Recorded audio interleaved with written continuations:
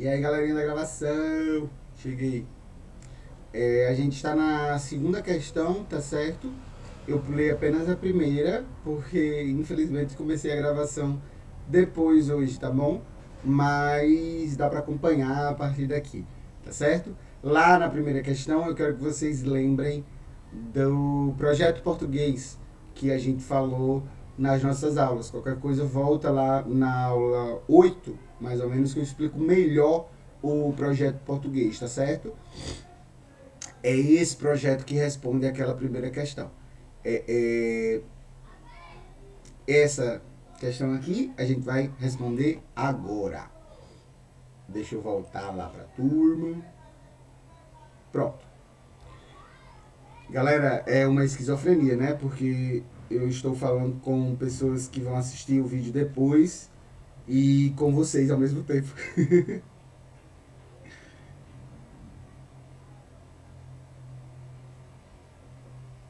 Deixa só eu entrar aqui com o celular para vocês, quem quiser, poder me ver também. Ui.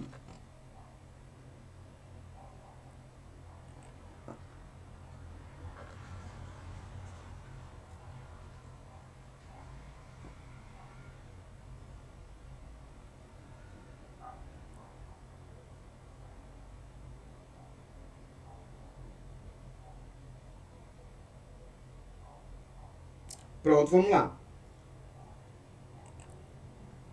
Vamos lá. A comunidade de Mumbuca, em Minas Gerais, tem uma organização coletiva de tal forma expressiva que coopera para o abastecimento de mantimentos da cidade de Jequitinhonha, o que pode ser atestado pela feira aos sábados. Em Campinho da Independência, no Rio de Janeiro, o artesanato local encanta os frequentadores do litoral sul do estado, além do restaurante Quilombola, que atende aos turistas. Esse trecho está no Caderno de Debates, Nova Cartografia Social, Territórios Quilombolas e Conflitos. Galera, vamos lá. O que é que eu quero que vocês lembrem a partir desse texto, né? Nós tivemos uma aula, na verdade é a continuidade de uma aula só sobre movimentos de resistência, né, e de movimentos de luta pela terra. O primeiro movimento que eu coloco é exatamente o movimento quilombola. Eu não quero, galera, pelo amor de Deus, vamos colocar aqui. Olha, o movimento quilombola não é um movimento de embate, digamos assim, ao projeto português. Ele é um movimento de sobrevivência dentro desse projeto colonizador. Entende? Dentro desse modelo de colonização. Entende? Eles não estão tentando acabar com a colonização porque não há essa noção. Essa noção é nossa, certo? De hoje, tá certo? Exatamente de que estava havendo um processo de colonização, a metrópole estava sugando tudo, enfim. O que os escravos fugidos que formam um quilombo estavam tentando, os escravizados, fugidos, que formam um quilombo estavam tentando fazer, era sobreviver, entende? Era tentar pegar um pedacinho de terra. Lá na aula que eu falo só sobre quilombo, tem... lá na aula que eu falo sobre quilombo, na verdade só sobre quilombo não, na aula que eu falo sobre quilombo, está posto isso, que eles tentam resistir dentro desse sistema. Tá certo? E a gente tem essa característica que está colocada aí desde o início das comunidades quilombolas, que é de interação com o povoado próximo. Naquele período, por uma questão de necessidade maior, assim, de troca de mercadoria, de troca de informação, né? Se está tendo alguma busca por escravos fugidos na região, para pegar no sentido de conquistar novos escravizados que queiram fugir, que queiram ir para o quilombo, que queiram fazer parte da comunidade, enfim, é esse sentido. E aí hoje nós ainda vemos as comunidades quilombolas, os remanescentes quilombolas, né, formando aí essa interação com os agrupamentos urbanos próximos das comunidades, né? Hoje, galera, quando a gente pensa em comunidade quilombola, elas são comunidades rurais, geralmente, né? Sua grande parte, né? São comunidades rurais que estão próximas de cidades, né? E que vivem ali de uma atividade agrária. E aí são essas atividades que dão sustentação para a comunidade, sempre na interação com a cidade que ela estiver ligada, né?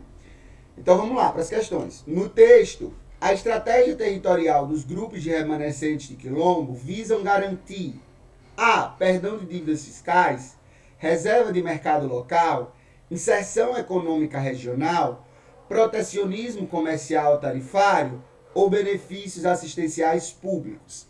E aí, alguém arrisca dar essa resposta?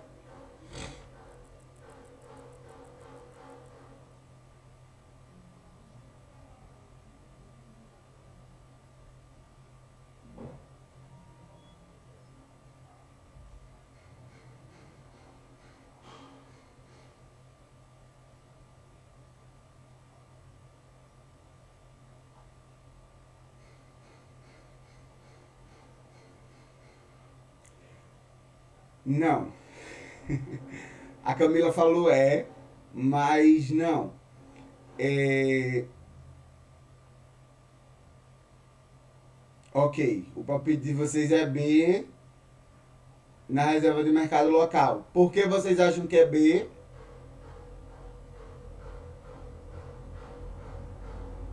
Ficou em dúvida entre quais alternativas, Aline?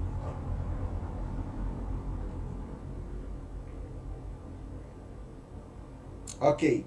Então vamos avaliar alternativa por alternativa, né? Vocês falaram B ou C. Vamos lá. Perdão de dívidas fiscais. O texto não fala disso. Exclui a questão. Lembra, galera? A questão do Enem é o seguinte. Tá naquele texto. Pode estar correta a informação. Vocês vão ver outras questões que têm informações corretas nas alternativas. Mas não está no texto. Não é o que a questão pede. Vocês têm que ver o que a questão pede, tá certo? Perdão de dívidas fiscais. Quilombo não tem dívida fiscal, né? E não é uma atividade econômica tão grande assim para ter dívida fiscal. E não é isso que fala o texto.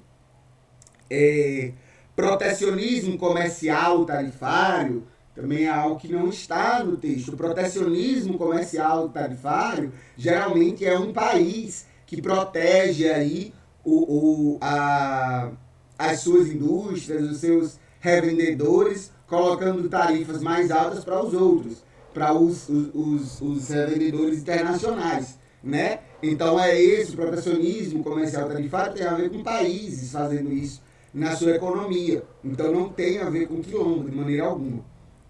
Reserva de mercado local, pois é, a questão fala, o texto fala de um mercado local, não é? Mas ele está muito mais interessado em mostrar essa interação, né, entre as comunidades quilombolas e a cidade próxima do que em falar do mercado que acontece, da relação dos quilombolas com o mercado, desse objetivo que seria garantir um mercado local, né? A comunidade quilombola ela tem um sentido de sobrevivência, ela não tem um sentido de acúmulo de um mercado, né? Então não tem como colocar essa reserva do mercado local dentro dessa questão, porque inclusive, né? Olha só,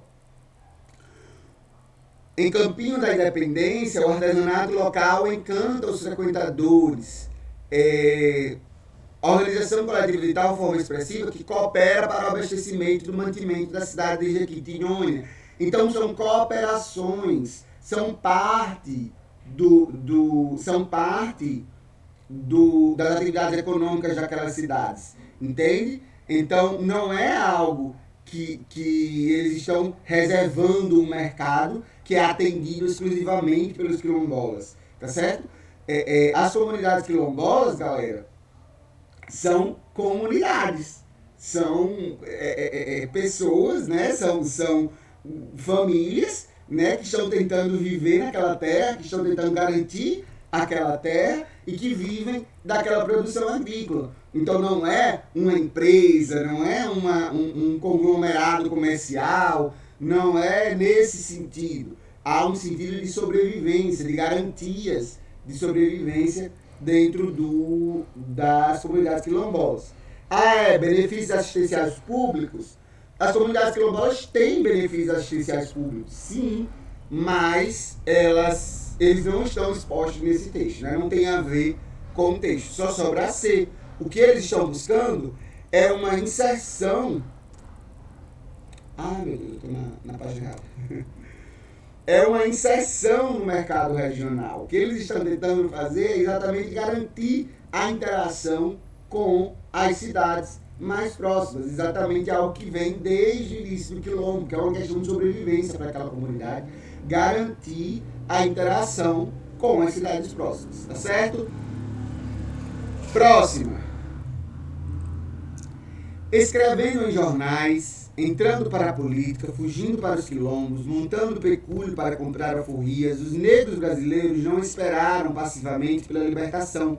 Em vez disso, lutaram em diversas frentes contra a escravidão, a ponto de conseguir que, à época, a Lei Áurea foi assinada. Apenas uma pequena minoria continuasse a ser propriedade. No que diz respeito à abolição, o texto apresenta uma análise historiográfica realizada nas últimas décadas por historiadores brasileiros e brasilianistas que se diferenciam das análises mais tradicionais. Em análise recente, apresenta a extinção do regime escravista, em grande parte como resultado do... Galera, eu li essa questão assim, bem por cima, bem rápido, porque eu tirei ela da prova, porque eu percebi na sexta-feira, né, que eu não tinha falado disso ainda, porque eu planejava uma sequência de aulas até o simulado, e essa sequência não se concretizou, né, eu tive problemas aí, e não deu tempo de eu falar das relações de trabalho no Brasil antes do simulado, tá certo? Então não deu tempo de falar de escravo, de resistência escrava. Então vocês não têm, pelo menos eu não podia cobrar, né, que vocês tivessem noção desse conteúdo, tá certo? Mas como ela está aqui no slide, eu vou dar uma faladinha sobre essa questão para a gente dar uma introduzida antes de a gente ver esse conteúdo, tá certo? Primeiro, eu quero que vocês atentem para essa questão, para duas expressões. Existem historiadores brasileiros e historiadores brasilianistas. Vocês vão ver essas expressões, elas costumam aparecer nas questões, tá certo? Historiadores brasileiros, pessoas que nascem no Brasil e escrevem sobre o Brasil. Historiadores que estudam, que são brasileiros, né? Não escrevem necessariamente sobre o Brasil, mas que são brasileiros, historiadores brasileiros. Quem são os historiadores brasilianistas? São historiadores estrangeiros que escrevem sobre o Brasil. Geralmente, esse termo é usado para historiadores americanos, tá certo? Porque é onde está as maiores escolas internacionais de estudo da América Latina. Inclusive um parêntese aí, né? Interessantíssimo como quem mais estuda a América Latina é quem tem projetos imperialistas para ela, né? Então, por que será, né, que é de interesse dos americanos estudar tanto a América Latina? Mas existem centros de estudo de América Latina nos Estados Unidos, e aí os historiadores que se colocam, né, para estudar o Brasil são chamados aqui de brasilianistas. Geralmente são historiadores americanos, mas não necessariamente, não só os americanos são chamados de brasilianistas, certo? Mas é isso, quando vocês virem esses dois termos, brasileiros nasceram aqui, brasilianistas, os estrangeiros que escrevem sobre o Brasil. E aí o que é que está colocado nessa alternativa? Fala de duas correntes historiográficas. Galera, até entre a década de 30 e a década de 80, a gente vai ter vários debates sobre a escravidão no Brasil, tá certo? Entre os historiadores. Principalmente durante a década de 70, vai aparecer muito mais pesquisas sobre a escravidão. E é numa tentativa de alterar o que se tinha de escrito na época sobre a escravidão, que colocava ali um pouco de culpa da escravidão até no negro, tá certo? Como se a escravidão, o negro fosse um problema para a formação do Brasil, sendo que o povo não queria nem estar aqui, né? Ele foi puxado para cá. Mas a partir da década de 70 há esse sentido de colocar a escravidão como um problema realmente. Olha só, né, gente? A gente só vai na década de 70 do século passado é que a gente vai ter historiadores preocupados em colocar a escravidão como um problema, né? Como e falar da perspectiva do negro na escravidão. Mas essa perspectiva, primeiramente, objetifica o negro, coloca o negro como um objeto, né? Porque na legislação, na escravidão, eles são, no modo escravista, eles são vistos, eles são colocados como objetos, tá certo? Então os historiadores da década de 70 repetem, eles estão preocupados, né, em pesquisar, em ver como era que tratava, e acaba que nos seus escritos, né, acaba que nas suas produções, repetem essa noção de o negro objetificado, coitado e tal, que está se apanhando, sofrendo, enfim.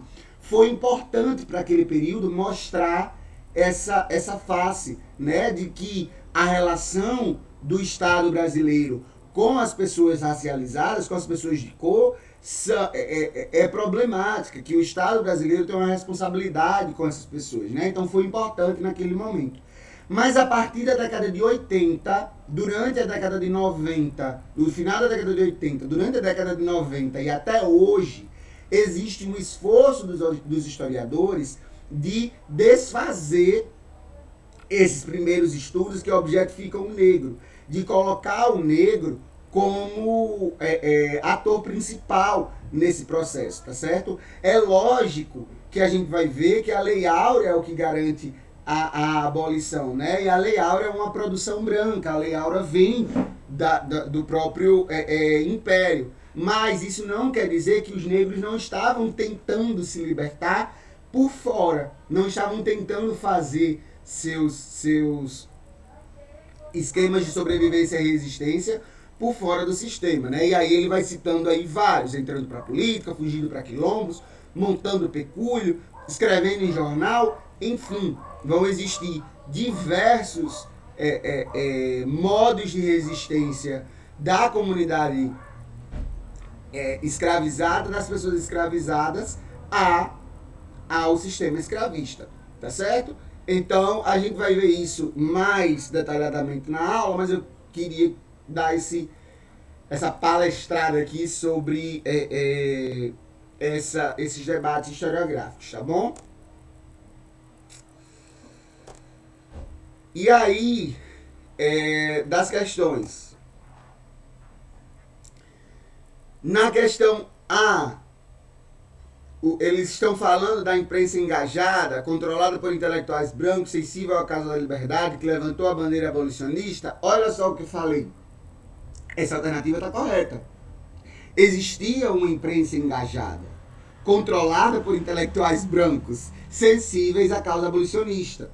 Existia essa imprensa, né? Existia outra, existia também a imprensa controlada pelas grandes elites escravocratas, mas existe uma imprensa engajada, tá certo? Então essa alternativa está correta, mas não é sobre isso que o texto se refere. As necessidades do capitalismo de substituir o trabalho escravo pelo assalariado, visando ampliar o mercado consumidor no Brasil, eu já falei disso. Existe uma relação entre o final da escravidão e o início do capitalismo. Está correto, mas não está lá no texto. Não é sobre isso que o texto se refere. O espírito humanitário da moderna camada proprietária, que influenciada pelo liberalismo, tomou atitudes individuais, libertando seus escravos, nada a ver. Agora isso aí, nada a ver. Espírito humanitário, gente, eles estavam batendo nas pessoas, estavam tratando as pessoas como objeto. Não existe espírito humanitário.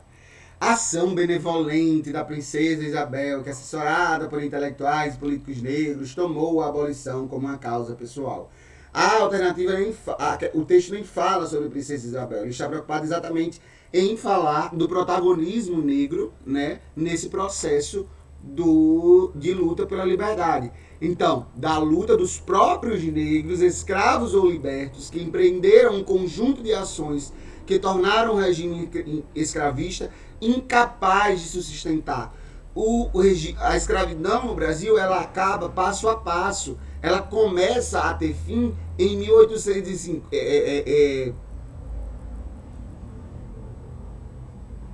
A Lei de Terras é de 1834. Então ela começa a ter fim em 1834 e só vai acabar em 1888. São 54 anos para acabar a escravidão no Brasil, de onde ela começou a ter fim, né, oficialmente, né, através de leis, até o fim da escravidão. Então é um processo longo. E nesse processo, os negros vão empreendendo ações que tornam o regime escravista incapaz de se sustentar, tá certo? Essa questão não era para estar aí, como eu já falei, então a gente realmente não viu ainda esse assunto, mas eu queria falar dela para vocês mesmo assim. Continuando.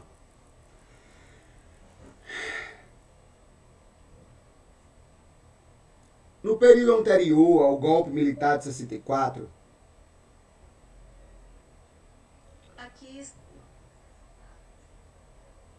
espera aí só um pouquinho. No período anterior ao golpe militar de 64, os documentos episcopais indicavam para os bispos que o desenvolvimento econômico e claramente o desenvolvimento capitalista, orientando-se no sentido da justa distribuição da riqueza, resolveria o problema da miséria rural e, consequentemente, suprimiu a possibilidade do proselitismo e da expansão comunista entre os camponeses. Foi nesse sentido que o golpe de Estado de 31 de março de 64 foi acolhido pela Igreja, em que pesem as divergências do interior do clero após a instalação da ditadura civil-militar, o posicionamento mencionado no texto fundamenta-se no entendimento da hierarquia católica de que... Vamos lá. Antes de ir para as alternativas, vamos dar uma palestrada aqui sobre esse texto. Galera, a gente ainda não falou diretamente sobre o golpe de 64, a gente vai ter uma aula só sobre a ditadura, tá certo? Mas dá pra gente pensar um pouquinho sobre esse texto a partir do que a gente viu, do que eu falei lá, sobre como a ditadura lida com a questão de terras e sobre como existe uma resistência a esse projeto da ditadura, tá certo? Durante a ditadura que a gente vai ver um projeto de, como é que eu posso dizer, de desenvolvimento rural. Qual é esse desenvolvimento? O desenvolvimento numa perspectiva capitalista, que é exatamente o que está sendo colocado nesse texto aqui. É o desenvolvimento econômico e claramente o desenvolvimento capitalista. Isso defendido em documentos da Igreja Católica, mas é exatamente esse projeto que a ditadura, né, vai implantar nas relações rurais, tá certo? Inclusive, a partir daí que vai nascer o Estatuto da Terra, né, para lidar com esse problema do latifúndio, para redistribuir a terra, enfim, para tentar resolver o problema da miséria rural. Mas esse desenvolvimento capitalista, durante a ditadura, vai representar o quê? A entrega de terras brasileiras a multinacionais nacionais ou estrangeiras, tá certo? A grandes empresas nacionais ou a multinacionais estrangeiras, tá certo? Então, esse modelo de desenvolvimento capitalista, né, que a ditadura tenta implantar no campo, não representa uma justa distribuição de riqueza e não representa o fim da miséria rural. Pelo contrário, representa um aumento expressivo no processo de êxodo rural, representa um aumento expressivo da miséria rural, representa um aumento da pobreza, da pobreza do empobrecimento, na verdade, das populações rurais, né? Porque a terra que o Estatuto da Terra está colocando ali, que deve ser distribuída, ela não vai ser dada para essas famílias que moram no campo. Ela vai ser dada para grandes empresas explorarem economicamente aquela terra, tá certo? O que a gente quer, o projeto da ditadura brasileira é um projeto capitalista. Então, é um projeto liberal capitalista. Então, esse projeto de desenvolvimento econômico vai passar por um desenvolvimento industrial, né? Mas também vai levar esse desenvolvimento industrial, essa industrialização galopante, a um meio rural, tá certo? Aí eu falei disso lá naquela aula que é continuidade da aula 8. Tem lá o vídeo, aula 8, é a aula 8.1, eu falei exatamente sobre ditadura, sobre questão agrária no Brasil, né? Eu falei sobre ditadura e sobre os movimentos de resistência à ditadura. E aí, a Igreja Católica, o que é que entra nesse texto? A Igreja Católica está preocupada com esses movimentos de resistência no campo, porque eles apresentam outro projeto eles apresentam outro projeto a esses moradores do campo. E em contexto de Guerra Fria, a Igreja Católica vê o comunismo como uma ameaça, né? O comunismo não é apoiado pela Igreja Católica, pelo contrário, é perseguido, é rechaçado pela Igreja Católica. Então, qualquer comunidade política, qualquer grupo político que se aproximasse de uma luta pela terra vai ser visto como uma ameaça, como uma grande ameaça comunista. Vai ser visto como uma ameaça comunista pela Igreja Católica, né, e também pela ditadura. Então é por isso que a Igreja Católica toma o lado do golpe de 64, né, em um primeiro momento. Depois vamos ver, no final já a Igreja Católica vai se posicionar completamente contra por causa dos casos de tortura, o sistema vai se quebrando, mas no primeiro momento são completamente a favor do golpe de 64. A gente já viu isso acontecer. A Igreja Católica entra a favor dos golpistas, aí depois que a merda toma uma proporção enorme, aí ela volta atrás e fica contra. Mas é isso aí. Tá certo? É sobre isso que esse texto está falando. Vamos lá. Então, o posicionamento mencionado no texto fundamenta-se no entendimento da hierarquia católica de que a luta de classes é estimulada pelo livre mercado, o poder oligárquico é limitado pela ação do exército, a doutrina cristã é beneficiada pelo atraso do interior, o espaço político é dominado pelo interesse empresarial ou a manipulação ideológica é favorecida pela privação. Vamos lá. Eu não vou pedir para vocês me darem um palpite. Eu quero só dar uma passada nessas alternativas para vocês. Olha só. A luta de classes é estimulada pelo livre mercado? A luta de classes é uma visão marxista da história. A Igreja Católica está fugindo nesse momento de qualquer leitura sobre Marx. Na verdade, é uma leitura banida, né, dentro da Igreja Católica. Então, não. O poder oligárquico é limitado pela ação do exército. A ação do exército, pelo contrário, fortalece oligarquias locais. Então não tem a ver com o poder oligárquico limitando a ação do exército. A Igreja Católica não tem nenhum problema com o poder oligárquico, muito pelo contrário. Certo? Ela é sempre foi uma estaca de apoio ao poder oligárquico, né? A doutrina cristã é beneficiada pelo atraso do interior? Não. O texto fala exatamente em uma preocupação do desenvolvimento econômico rural e principalmente do desenvolvimento capitalista. Então, o atraso do interior não beneficia a doutrina cristã de maneira alguma, pelo contrário, né? Se o interior continua atrasado, eles são mais fáceis de ser pegos pelos comunistas, né? De serem convencidos pelos comunistas, né? Por que será?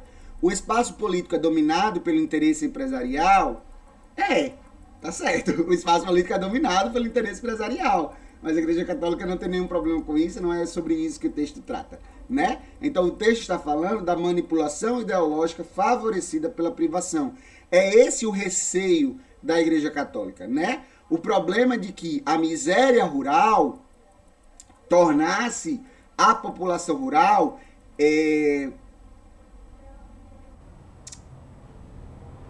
fizesse com que essa população estivesse à mercê do discurso comunista, pudesse ser convencida pelas ligas camponesas, que é um movimento de luta pela terra. Então, o medo da igreja é de que os camponeses se identificassem como camponeses. Né?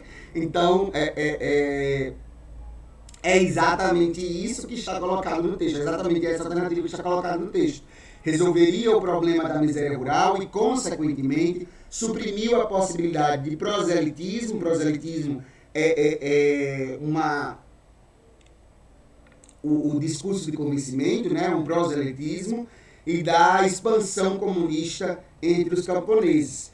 A manipulação ideológica é favorecida pela privação. Essa é a noção que a Igreja Católica coloca. Enquanto mais pobre, mais manipulável pela ameaça comunista do que as pessoas mais intelectualizadas, as pessoas que estão na cidade, as pessoas que têm mais condições. Tá certo? É essa noção que faz com que a igreja apoie o golpe em um primeiro momento. Tá bom?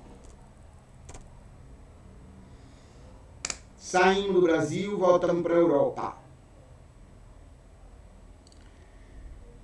Mas era sobretudo a lã que os compradores vindos da Flandres ou da Itália procuravam por toda parte. Para satisfazê-los, as raças foram melhorando através do aumento progressivo das suas dimensões.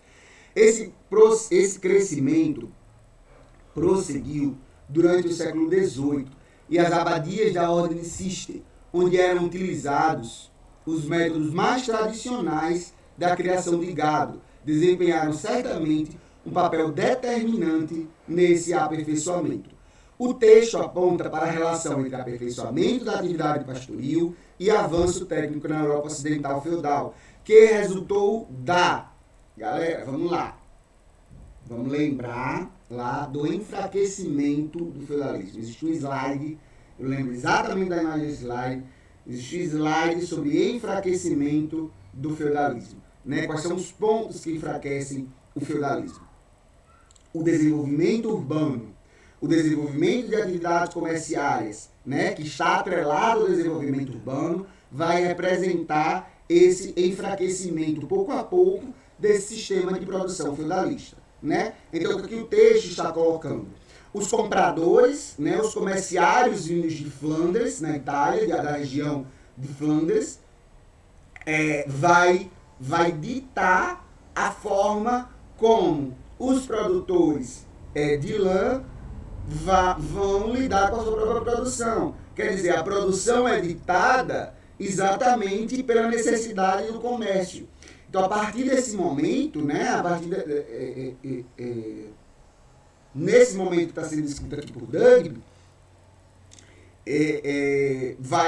a gente tem exatamente esse fortalecimento do comércio que vai representar uma força de mudança social, inclusive a mudança da produção da lã. Né? A gente vai ter aí a alteração de raças para poder ter um aumento maior, logo ter ovelhas maiores e logo ter ter mais lã com menos ovelhas. Né? Esse crescimento prosseguiu durante todo o século XIII e as abadias da Ordem de Cister, onde eram utilizados os métodos mais racionais da criação de gado, desempenharam certamente um papel determinante nesse aperfeiçoamento. Então a gente tem um aperfeiçoamento da atividade pastoril, a gente tem uma mudança de técnicas agrícolas nesse momento em que há uma expansão das atividades comerciárias, uma reurbanização da Europa. Né? Então essas atividades comerciais vão favorecer o aparecimento de cidades essas que vão estar ligadas muito a atividades comerciais. A gente tem feiras, a gente tem regiões que eram feiras que serviam só para os mercadores ficar. As feiras vão se tornar cidades inteiras, tá certo? Feiras permanentes vão se tornar cidades. Então a gente tem essa ligação entre a atividade comerciária desenvolvimento de técnicas agrícolas e urbanização. Tudo isso conjecturando, tudo isso somando, né, para o enfraquecimento do sistema feudalista. Né? Se vocês voltarem lá na aula sobre terra como poder, eu falo um pouquinho disso no final da aula, mas principalmente na aula sobre terra como mercadoria, eu falo disso, de como o sistema feudal vai sendo enfraquecido, quais são os pontos que enfraquecem o sistema feudal. Tá certo? Então vamos para as alternativas. A. O texto aponta para a relação entre aperfeiçoamento da atividade pastoril e avanço técnico na Europa Ocidental feudal, que resultou do crescimento do trabalho escravo, do desenvolvimento da vida urbana, da padronização dos impostos locais, da uniformização do processo produtivo ou da desconcentração da estrutura fundiária. E aí, galera?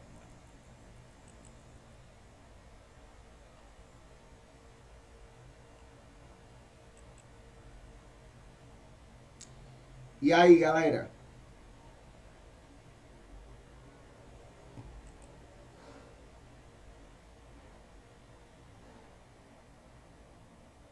Mais algum palpite? Vai subir aí mais alguma letra?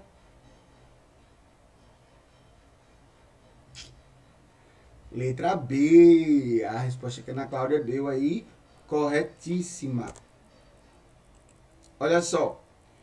É exatamente o que eu estava falando agora.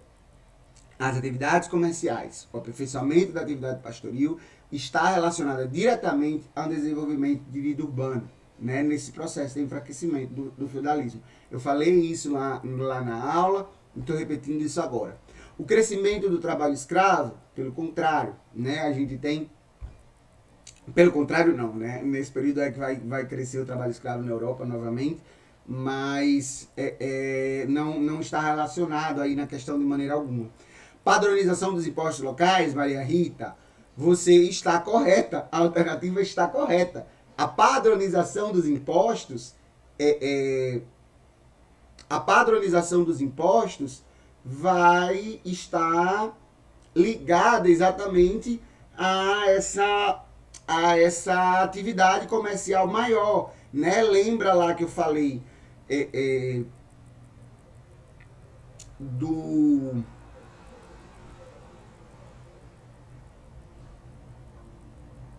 da formação dos estados, né, para que haja uma padronização,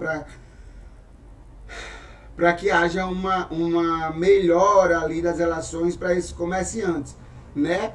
A uniformização dos processos produtivos, isso daí, os processos produtivos não são uniformizados, né? E a desconcentração da estrutura fundiária. No final do feudalismo, a gente vai ter uma desconcentração da estrutura fundiária, né? Os feudos vão ser pouco a pouco desfeitos, ou vão se transformar em cidades, ou enfim, vai haver esse movimento de desconcentração da estrutura fundiária, mas mais uma vez não é sobre isso que trata o texto. Aline, como assim a questão é interpretativa? Não entendi o que você quer dizer com isso.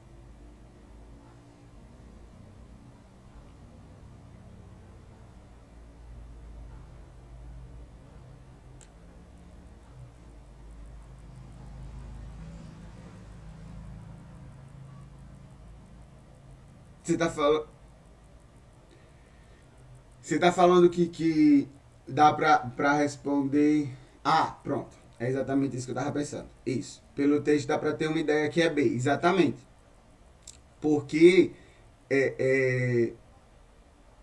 o texto está falando exatamente desses compradores de Flandres, né? Então a gente pensa aí em o desenvolvimento da vida urbana, técnicas mais racionais, enfim.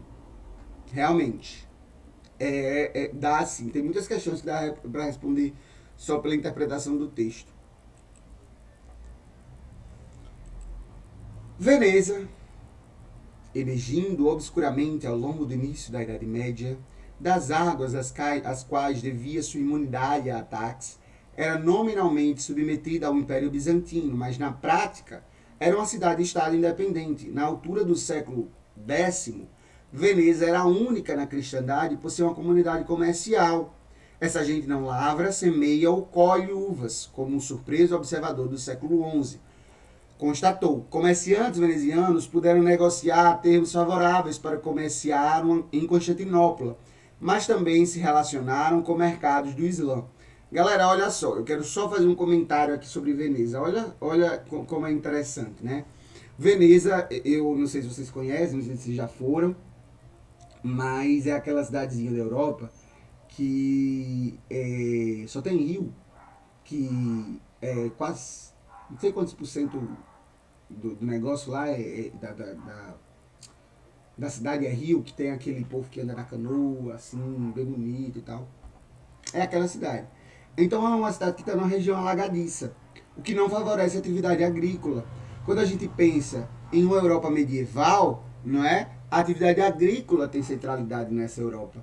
Então uma cidade que não, um agrupamento urbano, né, que não fala, que não está ligado à atividade agrícola é muito difícil. Mas Veneza está em uma localização perfeita da Itália, né? Em um momento em que o transporte é feito com barcos, uma cidade com barcos e navios, uma cidade que é entrecortada por rios é perfeita para o comércio, né? Então a Veneza vai ter esse histórico de cidade comerciária sempre.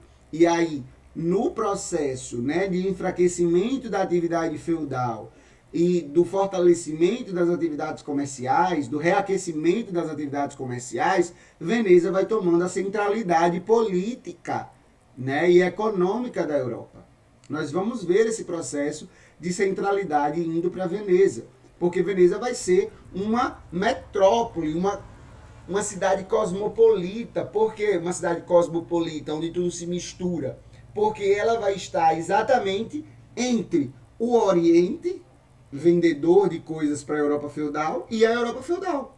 É ela que vai fazer essa ligação, né? São os mercadores de Veneza, os mercadores de Flandres, na Itália, que vão fazer essa ligação entre essa Europa oriental, né? Entre até ali o Oriente Médio, o Império Bizantino, e a Europa Ocidental, que está feudalizada, que é uma Europa ocidental feudal, tá certo? Então só queria abrir esse parênteses para Veneza, que nos faz lembrar exatamente do que estava sendo discutido na outra questão, a relação entre comércio e o desenvolvimento urbano no final do capitalismo, no final do feudalismo, né? A expansão das atividades de troca na Baixa Idade Média, dinamizadas por centros como Veneza, né? Reflete a expansão das atividades comerciárias. Vamos trocar isso de trocas por comerciárias. A expansão das atividades comerciárias na Baixa Idade Média, dinamizadas por centros como Veneza, né? O exemplo maior aí, Veneza, reflete importância das cidades, integração entre cidade e campo, dinamismo econômico da igreja cristã, controle da atividade comercial pela nobreza feudal, ação reguladora dos imperadores durante as trocas comerciais. Né? Eu não preciso nem falar de novo sobre essa questão, porque eu falei exatamente sobre isso na questão passada, né? Então eu vou só repetir o que eu já falei há 2 minutos atrás. Mas exatamente, a importância de cidades comerciais, a importância de centros comerciais, que vai ser recuperada aí a partir do século X, a partir do século XI, mais ou menos, né? Vai ser um processo lento, longo, vai durar alguns séculos para que isso aconteça. Aí hoje a gente olha para trás e vê assim, porque a gente tem pouco material sobre, então acaba se tornando um período muito curto, mas na real, cronologicamente, é um período muito longo nesse processo, tá certo? Então, a importância das cidades comerciais. Pronto, a nossa última questão. A casa de Deus, que acreditam una, está, portanto, dividida em 3. Uns oram, outros combatem, outros, enfim, trabalham. Essas 3 partes que coexistem não suportam ser separadas. Os serviços prestados por uma são a condição das obras das outras duas. Cada uma, por sua vez, encarrega-se de aliviar o conjunto. Assim, a lei pode triunfar e o mundo gozar da paz. Esse é um trecho de Adalberon de Lyon, né? É porque existe duas formas de escrever o nome desse homem, mas esse homem é o Aldebarão de Lyon. Eu só conheço ele assim, eu não consigo falar essa forma que está escrita aqui. Mas é o Aldebarão de Lyon. Esse carinha aqui era bispo da região de Lyon, da cidade de Lyon, na França. Tá certo?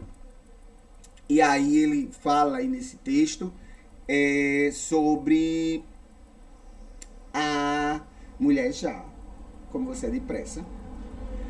E aí ele fala nesse texto sobre a sociedade estamentária feudal. Feudalismo, sociedade estamentária, sociedade regulada, sociedade paralisada, digamos assim, né? E aí vamos para as alternativas.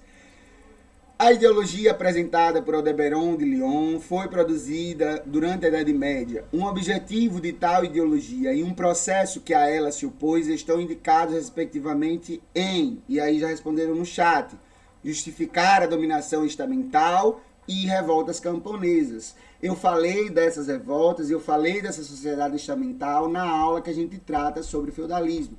Na nossa primeira aula lá, sobre terra como símbolo de poder. Tá certo? Então naquela aula, voltem lá, se vocês tiverem dificuldade, volta lá naquela aula sobre terra como símbolo de poder, dá uma olhadinha no início da aula, que eu falo exatamente, e no final da aula, na verdade, que eu falo exatamente dessas revoltas camponesas como um símbolo de resistência a uma cidade, a uma sociedade que tem uma ideologia, né, estamental, dominada, né, que dificulta ali a mobilidade social. Então as revoltas camponesas, eu falo da insubordinação camponesa, né? Essa insubordinação vai ser um modelo de resistência desses camponeses dentro do sistema feudal, tá certo? Galera, mas antes de encerrar, eu queria falar dessa questão não sobre o assunto, mas sobre esse modelo de questão. Faz muito tempo que eu faço prova do Enem, né? Mas assim, nas últimas eu não vejo mais questões desse modelo. Mas era muito mais comum, tá certo? Questões desse modelo como assim? Questões que falam de duas coisas, né? No texto da questão tem duas coisas que você vai relacionar com dois conceitos que estão nas alternativas. Eles explicam os conceitos na questão, né, 2, e colocam os conceitos ou os termos nas alternativas para a gente relacionar. Fiquem muito atentos a essas questões. Essa questão é uma que merece muita atenção. Por quê? Porque a gente pode ler o primeiro termo, achar que aquele termo está correto, marcar e o segundo estava errado. Perdeu a questão, né? Olha só, se vocês continuassem a ler, né, não marcou a A, continua a ler, e aí você chega ali na questão C, que tem impedir a igualdade jurídica, você pode até marcar impedir a igualdade jurídica, né? Mas a Revolução Burguesa não tem nada a ver com isso daqui, né? Porque juridicamente não há uma igualdade durante o feudalismo, mas a Revolução Burguesa não tem nada a ver. Controlar a exploração econômica tem a ver a ideologia feudal, né, com esse controle de exploração econômica, com esse controle de atividades econômicas, mas não tem a ver a unificação monetária. Questionar a ordem divina é exatamente o oposto do que está no texto, mas a reforma católica tem a ver com essa mudança da ideologia, né? Então é algo que influencia essa mudança de ideologia, não é? Mas não é isso que trata a questão. A questão está falando de justificar a dominação estamental e de revoltas camponesas. Então é uma questão fácil, até, né? É um modelo de questão fácil, porque você tem ali, se você souber, marca. Se você sabe o que é você marca logo. Mas é uma questão que você precisa de atenção. Exatamente por ser fácil demais, você precisa de muita atenção para responder ela, tá certo? Então era isso. Galerinha, por hoje é só. Eu estou encerrando por aqui. Não tenho mais nada para dizer a vocês. E na próxima aula a gente vai falar de relações de trabalho no Brasil desde a colônia. Alguma dúvida? Alguma questão? Quer que eu fale mais alguma coisa hoje?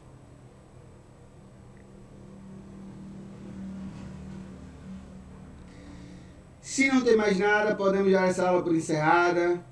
Um beijo, galerinha do vídeo. Até a próxima semana. Valeu!